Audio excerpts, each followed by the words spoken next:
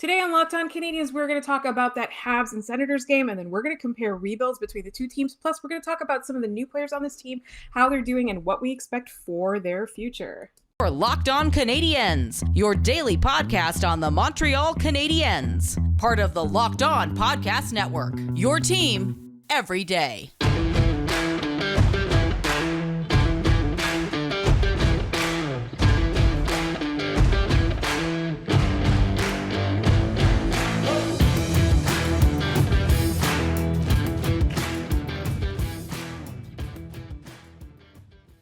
Hi there, everyone. My name is Laura Saba. Welcome to episode 588 of Locked On Canadiens, and I'm joined today not by my wonderful co-host Scott Matla, but special guest Kyle Demetrius, who is a secret Habs fan, even though he keeps denying it, and he watched the Ottawa Senators game because Scott is off having the time of his life at a suite in, I think it's called First Niagara Center now, if I'm not mistaken, the Buffalo Sabres Arena, where the Sabres and the Hurricanes are currently playing, and he's having a really good time, whereas we were kind of stuck at home watching the Habs lose to the Sens. Wasn't a great game.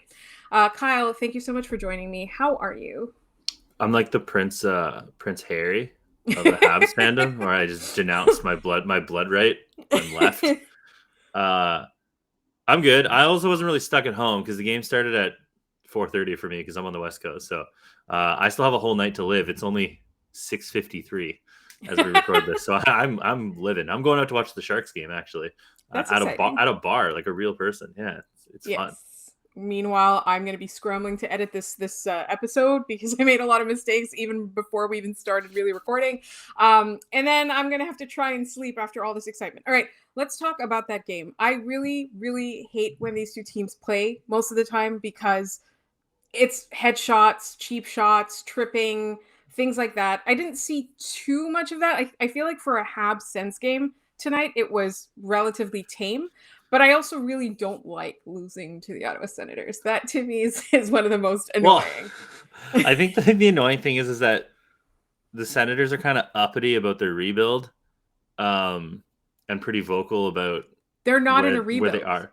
Well, the 5 years of excellence started now, or whatever that was. So I think Ottawa sees themselves as further along when in reality they're probably really not that much further along. They've just been doing the rebuild longer, so they should be further along. So it's annoying to lose to a team that fairly equal, all things considered, just in the vacuum of the season. So it kind of sucks. It just they're not very likable either when it comes down to it. Like Austin Watson, Cole Caulfield scored their playoff goal, so Austin Watson starts trying to fight him. Like Austin Watson's like 6'2". Also an awful person. So like, what are we doing? Like, why do we have to do this? We just went through it with the Ducks. Why do we have to do that? I also like that Cole Caulfield did like the Jesus pose after he scored. I hope that's his like celebration going forward for the rest of his career because it was pretty sweet. I love it. I think for me, my favorite one was when he scored against the Leafs and then he went right up to the glass banging Leafs fans and went like, so I love that. So we are going to talk a little bit about the comparison between the two rebuilds because that has been a topic of conversation on the hockey internets for a few days. In fact, Tony Marinaro also brought it up on his radio show today, but we're going to talk about that in our final segment. What I want to talk about in the first segment a little bit is the Canadiens. I mean, we know this. We've known this for a while, but they seem kind of hopeless in their own end. And you said to me, which was, it's you've been watching the Sharks for a few years now, and you're saying to me that the Canadiens in their own end are horrendous and possibly the worst team you've seen in a while. Okay, so the facts of the matter are, Ottawa's not good. Ottawa's not a good hockey team, and there was at least 6 times by my count, probably more, because honestly, I was playing like online chess and stuff while I was doing this and finishing up work. There was at least 6 times where Montreal went to break it out of their own zone and just straight up passed it to Ottawa. Think about the goal that was, I think it was the third goal. It was like a 4-on-1. Yeah. They literally just passed it up the middle of the ice. I obviously watch a lot of San Jose games. I watch a lot of hockey, but I watch a lot of San Jose games. Even they get hemmed into their zone, but they're trying to cycle it out. When they get it out, they're bringing it out. So I don't know if it's a talent problem or a system problem, but there's so many times where they're trying to get out of their own zone and dudes are falling and they're just passing it to Ottawa. And praise Jake Allen for being Jake Allen. because it's just a shooting gallery. And you watch Montreal in the offensive zone and through the neutral zone, they're pretty fun. Power play is a little rough, but like special teams in general. I do love that Martin St. Louis is like, I'm not a coach, I'm not a real person, and does 5 forwards on the power play one. That absolutely rules. I'm guessing the power play will figure itself out, especially as the guys figure it all out. But yeah, the own zone stuff is that's not escaping the bottom 10 worst teams in the league bad. Yeah, it is pretty bad. And the thing is, I think part of it is because the personnel keeps changing, right? You've got Jeff Petrie supposed to be the anchor who's had a really rough season. Now he's injured.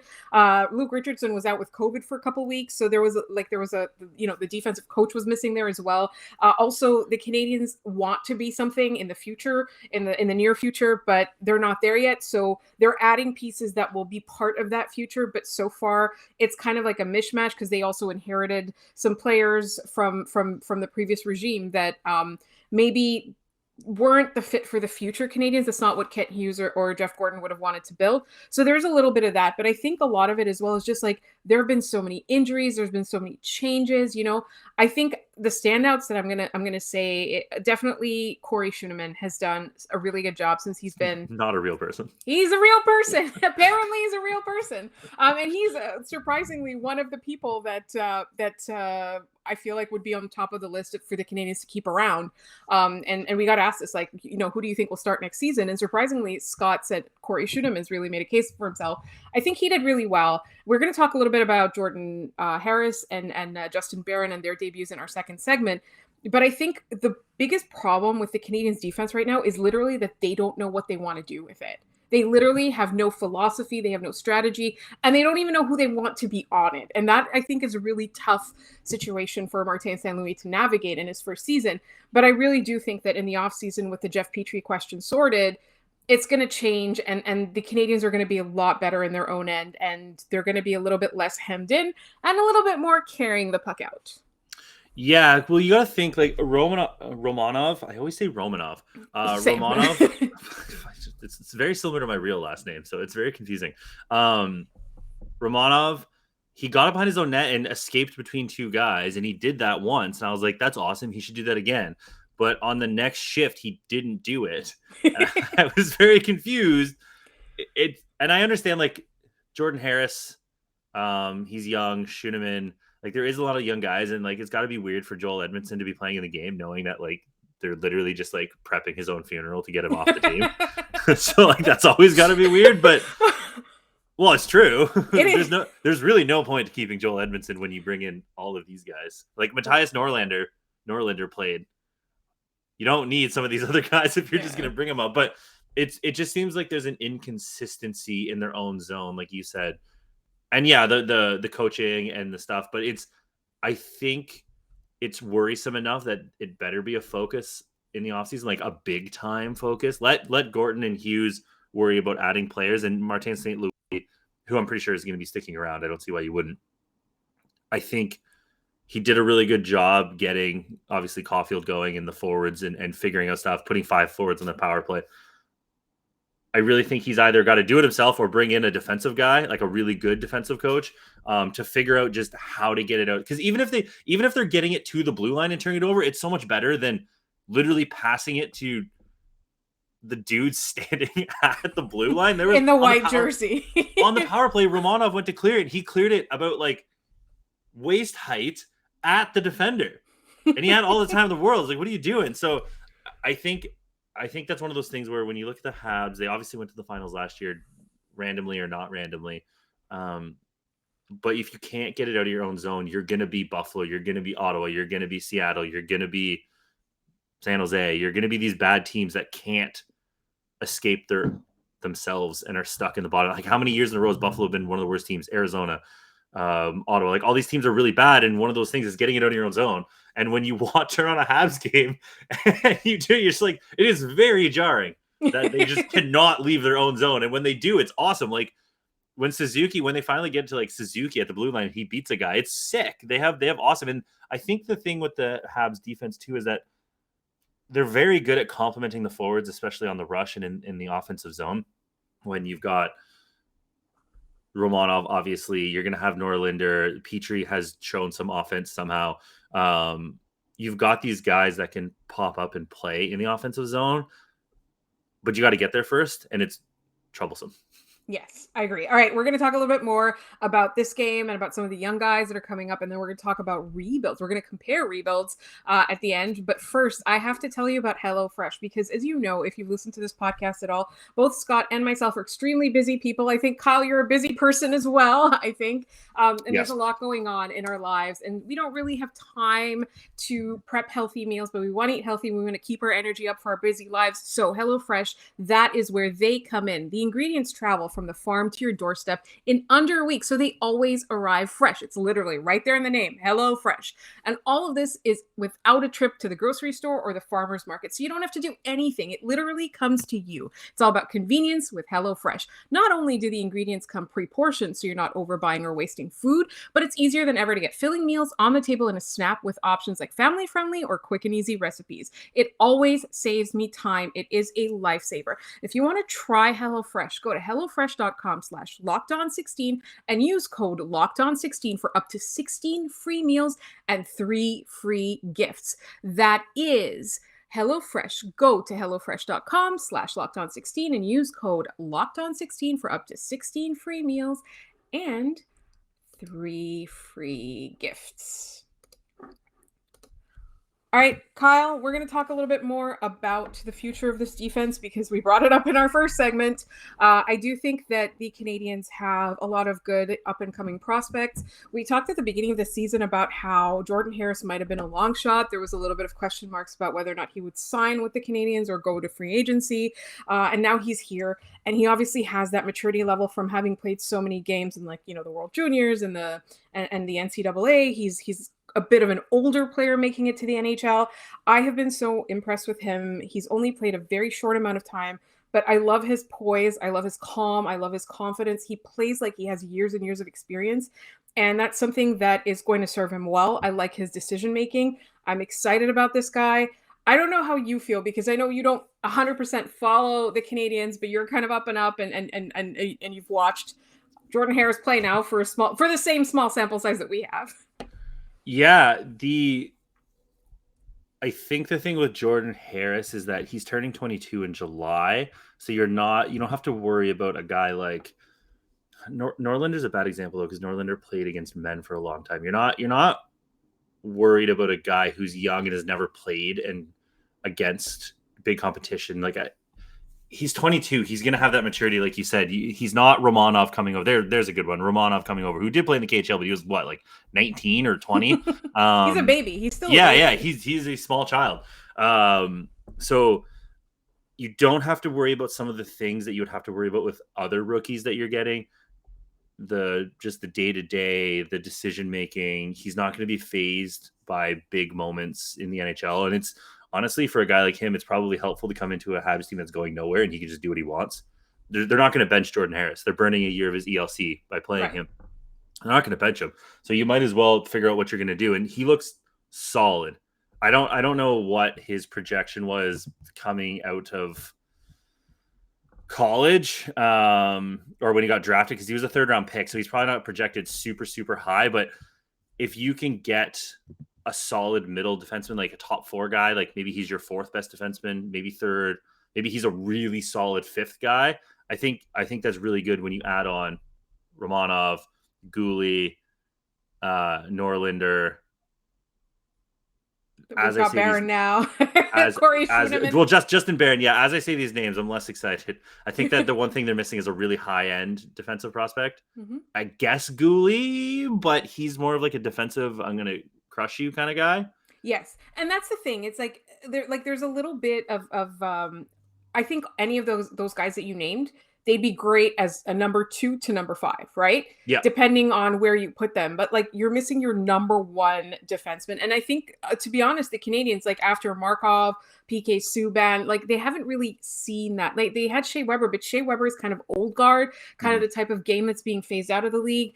And Jeff Petrie proved this season that he can't handle it he can't handle that kind of responsibility. Even though I feel like if things had gotten better for him, whether it's with the coaching staff or in his personal life, because he did have personal issues like that were affecting his play, I do think that, you know, the Canadians are ready to kind of move on from him. They do need to, they need somebody that is unequivocally a number one defenseman. If you look at all of the teams that do well in the league right now, they have an unequivocal number one defenseman. We talked yesterday on this podcast about the NHL awards predictions. We're talking about guys like Roman Josi. We're talking about guys like Cale Makar, who's really standing out this year. We're talking about all the guys that are kind of knocking on the doorstep. And then for me, I'm always going to tell you that right now, for my money, even though Cale Makar is having a great season, steadily for like, you know, the last like 10 years-ish, I'm going to say like Victor Hedman is the best defenseman consistently in the NHL. He might not always be the Norris winning defenseman or the one that has a lot of flash, but you need a guy that good if you're going to be a Stanley Cup caliber team.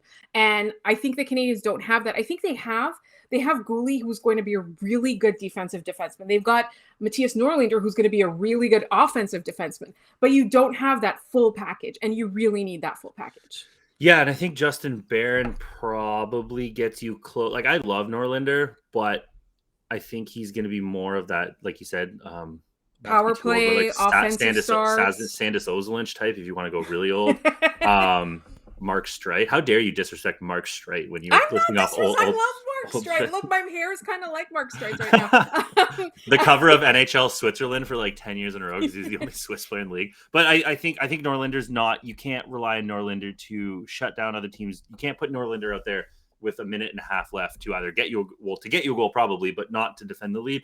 And I think Justin Barron probably comes close enough. But again, I don't think he's the bona fide number one prospect. No. And I think that's fair to say. I think he's great. I think he's got a lot of promise. I just don't think that you don't have your game breaking number one defenseman. If you have like Barron, Goulet, and then like some really good person and Norlinder, some combination of that four, and then Jordan Harris in there and Romanov.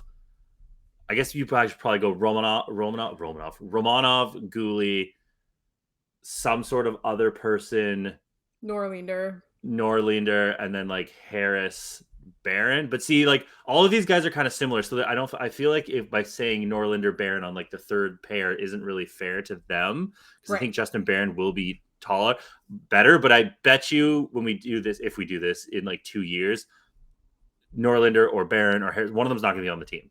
Right. I think, yeah. Or even Romanov. You know what I mean? If they can find a good defenseman in this draft or the next one that's going to come in, you can make somebody expendable. But they're just missing that, especially when you take stock with. You've got Yolonen up front now, but you've got Caulfield, you've got Suzuki, who are young. You've got who's the other top forward prospect that's escaping my name? Who? I don't know. On this team right now, the prospect. Yeah, maybe. Who's the third best forward prospect or player for the Habs? There's Caulfield, right Suzuki. I don't know why it's escaping my name. Like Josh Anderson? I don't know. I'm looking. All right. There's Hoffman. There's Brendan Gallagher. There's Jake Evans. No, young guy, because I don't think these guys are going to be on the squad. No?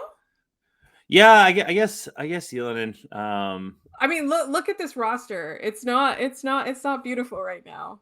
No, I guess I was thinking of Mishak, to be completely honest with you. Oh yeah, but that's I would say Mishak is like at least a year away. Yeah. Oh yeah, probably. But there's Joshua Raw.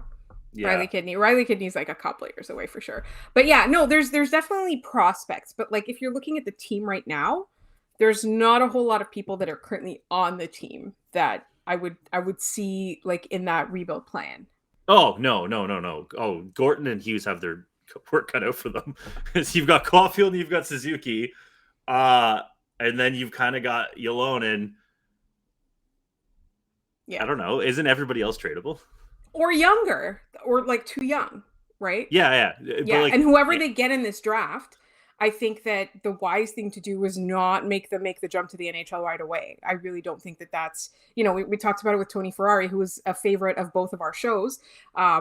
And I don't know if I mentioned Kyle Demetrius of Locked On Sharks. You should check out Locked On Sharks. They do a lot of draft coverage.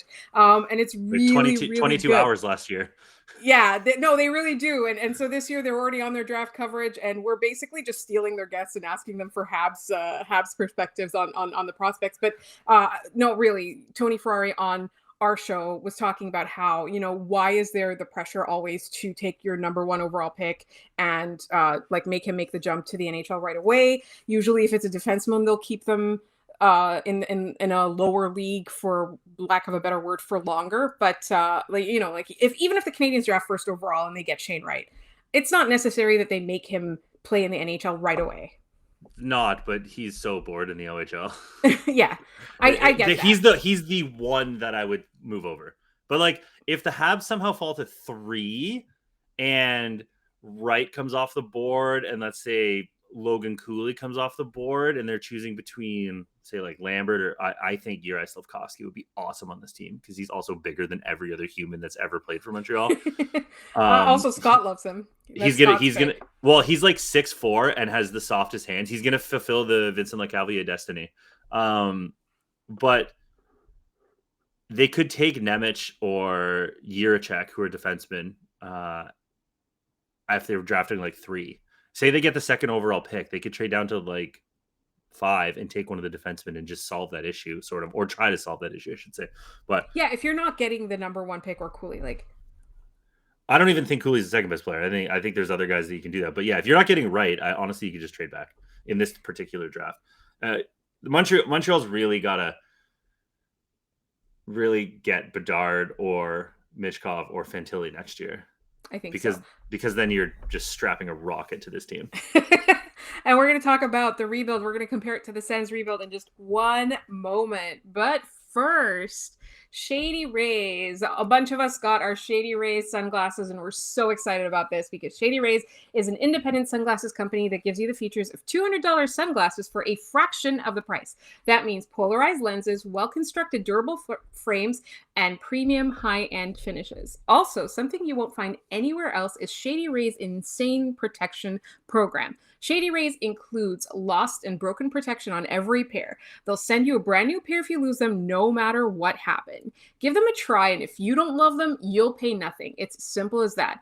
Plus, 10 meals are donated to fight hunger in America when you shop with Shady Rays. Exclusively for our listeners, head to shadyrays.com and use code LOCKEDON to get 50% off 2 or more pairs of polarized sunglasses. That's code LOCKEDON for their best deal of the season. 50% off 2 or more pairs of Shady Rays sunglasses, backed by over 150,000 verified 5-star reviews. Our friend Jay in England got a pair and is so happy with them. We encourage you to check them out. And while you're doing that, also check out Built Bar. I just want to read you some of the flavors that they have in the rotation right now, because we talk about Built Bar all the time on this podcast. You know that it is a protein bar that tastes just like a candy bar. I use them in the morning because I like to skip breakfast and I'm an idiot. I need energy. So I will have a Built Bar. And right now we talk about their 18 delicious flavors that are always high in protein, low in sugar, and always made with real chocolate. And they have special edition flavors. Just listen to this: brownie batter puffs, raspberry cheesecake, churro puff, ruby chocolate, caramel almond delight, banana cream pie puff, and they have these mini yellow chirps, which I'm assuming we can't say the name of what they're gonna remind you of, but either way, if you want to try any of these really, really delicious sounding flavors, go to built.com and enter locked15 to get 15% off your order.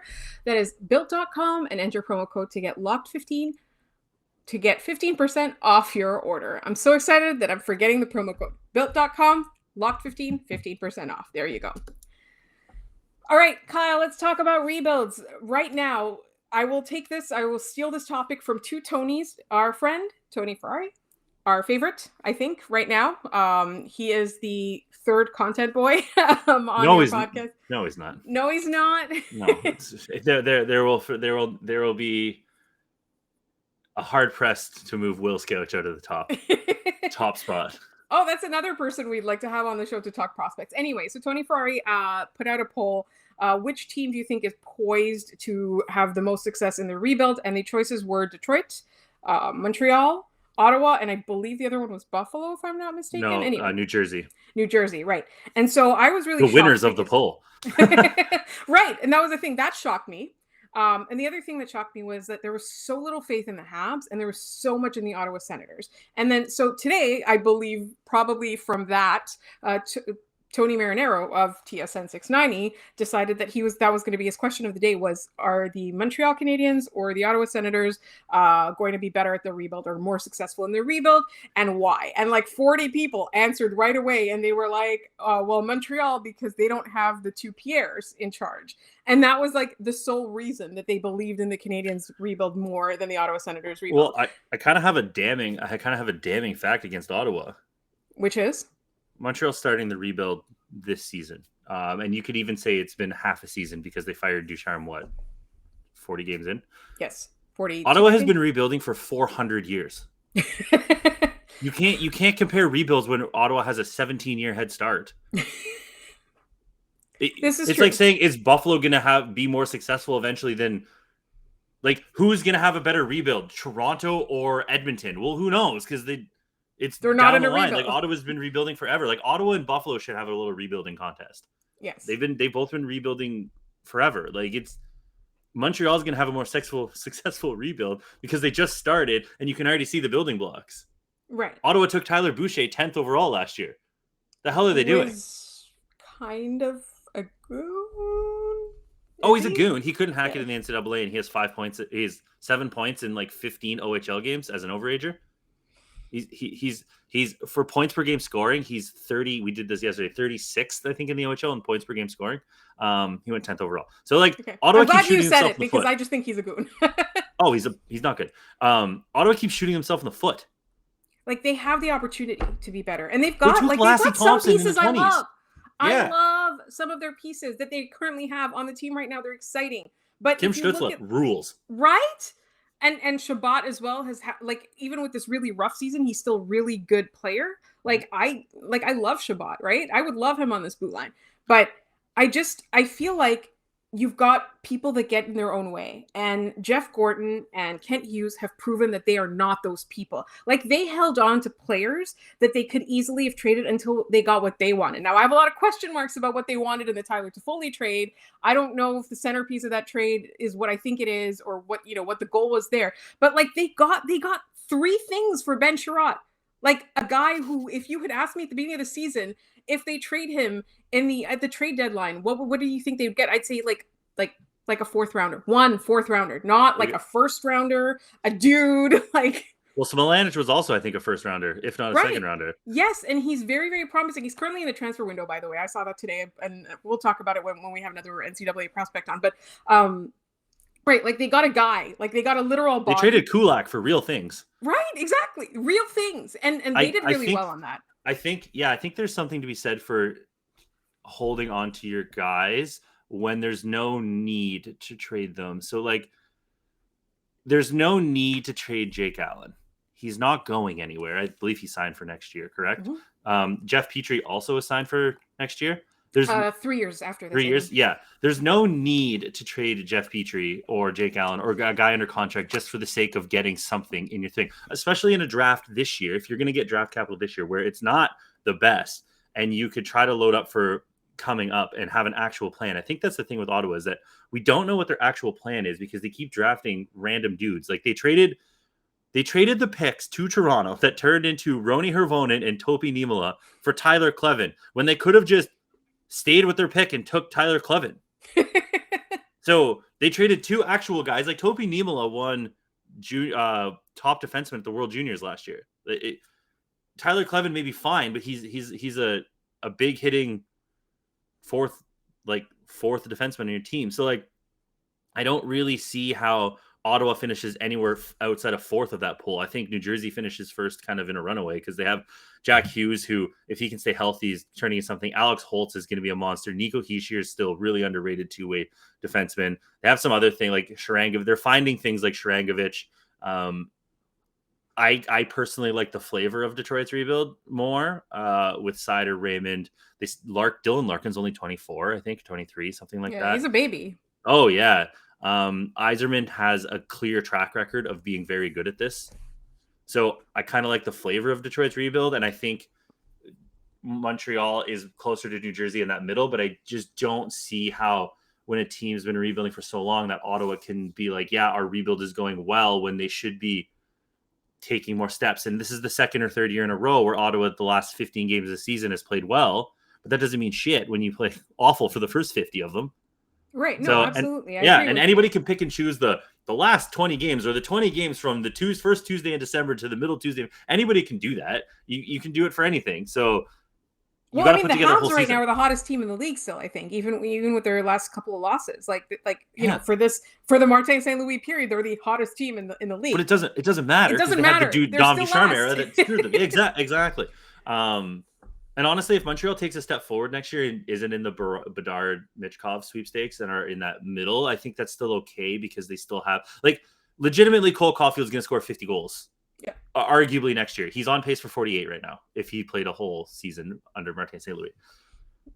It's just who on Ottawa can you put up against Cole Caulfield and be like, they wash out? No, not yet, at least. And there's nobody really that I'm seeing. Like Norris, maybe, but I guess. But like Caulfield's probably better than Stützle at this point. I don't know if I'm ready to call that yet, but Tim Stützle has played like 100 games already. That's a lot. He's good, but like I love Tim Stützle, but like, are we saying he's that much better? Tim Stützle has 71 points in 120 games. He had 29 points in 53, and he's got 42 and 67 this year. That's not a bad. No, I'm not saying it's bad, but I'm saying Cole Caulfield is electric. Yes. And that's it. And Cole Caulfield has 34 points in 54 games. Like he's 8 points behind Tim Stützle. This is what I'm trying to say. In less games. Yeah. No. I absolutely hear you, and it's working out better overall than we expected, right? Like last year in the playoffs, like in the first couple of games that he played, and then in the playoffs, like it's working out overall much better than we expected with Cole Caulfield. Like we didn't expect him to be so dynamic. We thought maybe he's a little bit more of a pure goal scorer, and he's got playmaking ability, he's got defensive ability. And again, I'm not putting him out there. I said this on the Twitter Spaces earlier. I'm not putting him out there to defend a lead. I'm not putting him out there for a defensive zone start. None of that. But he does do a back check. You know what I mean? Like he's not completely useless on that front. So I do think, yes, he'll try. Sometimes it won't work, but he'll try at least. So I do think that Cole Caulfield worked out a lot better than a lot of people expected. And I think that that's great. And I think it's so exciting. And I think that, but the Canadiens still need pieces to build around. You can't just have Cole Caulfield and Nick Suzuki. You need more pieces to build around. And that for sure. You need Shane Wright, or you need Brad Lambert, or you need Yuri Slafkovsky, you need Connor Bedard, honestly, you just go out and sign a proper center. Like I thought if like Tomas Hertl became available, that's somebody you go get. Yeah, he was on our list until the Sharks signed him.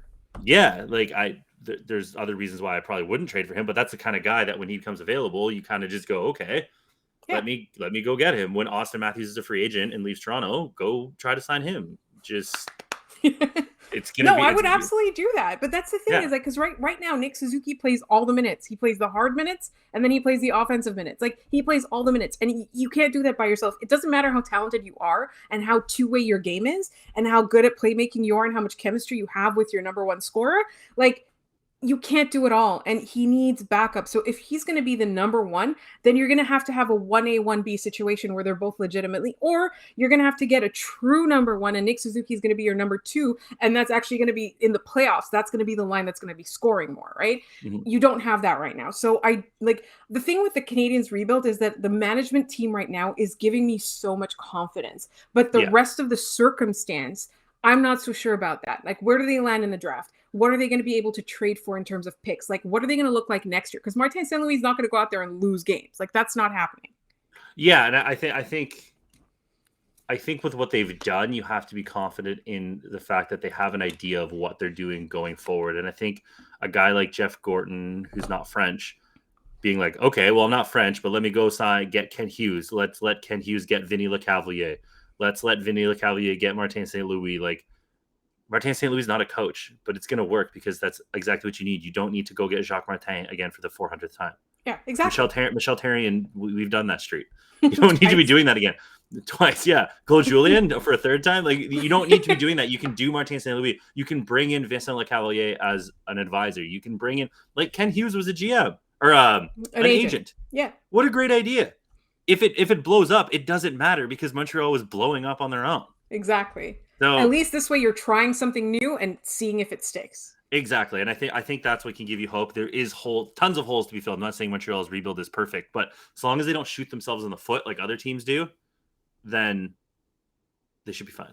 Yeah. Eventually. And that's the last thing I'll say is that, like, because the thing is with Ottawa is that, they're a very passionate fan base. Say what you will about not filling the arena. There's lots of reasons for that. I mean, I went to Canada.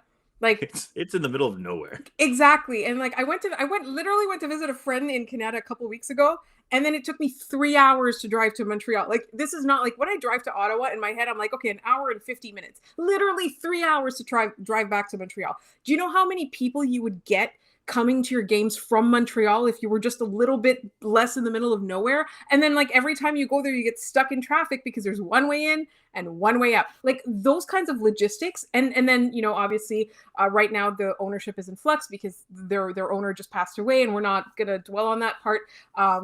But like, the fans had a complicated relationship with him because they felt like he wasn't willing to spend the money to make the team good, right? But that doesn't mean the fan base isn't passionate. That doesn't mean that the fan base doesn't care. And it does not mean that Ottawa is hopeless, like, in the NHL. Like you said before we started recording, like, the NHL needs to be in Ottawa. It's a great time. Oh, it's an awesome. You need to keep them in there. It's not an Arizona. Arizona is literally going to play in a 3,500 seat arena. Like, it's a completely different situation. Ottawa is awesome, and anybody who is from, like, hockey, or especially somebody like me who's from Ontario, and grew up in the early 2000s, the Battle of Ontario ruled. It absolutely was unequivocally awesome. Ottawa was good. Toronto was good. Toronto always beat them, but, like, Ottawa was very good. When Daniel Alfredson threw the stick into the crowd, or threw the stick, and then Matt Sundin threw it afterwards, like, that was awesome. They've had good players. Ottawa was really fun, and I think with Ottawa being good, you get a natural rivalry with Toronto in Ontario. You get a natural rivalry with Montreal. There, you just get another good Canadian team. There's no need to take Ottawa out of Ottawa. That would be silly and dumb. And Ottawa also has like 1 million people in it. Yeah. It's a big city. It's a large city. So moving them to Quebec would just be foolish. When there's other teams that could move to Quebec, and I don't think really playing games in Quebec City with Ottawa would be that smart either. What Quebec Nordiques fan is gonna be like? Yeah, I want to go watch the Senators. Right. So this is all about a report that came out that right now the Ottawa side is kind of denying, but it seems like there's definitely been, where there's smoke, there's fire, like that the Ottawa Senators were going to play 5 games at the Videotron Center, or the Arena Videotron, whatever it's called, in Quebec City to kind of gauge interest. Yes. Do they still have the dolphin logo? No.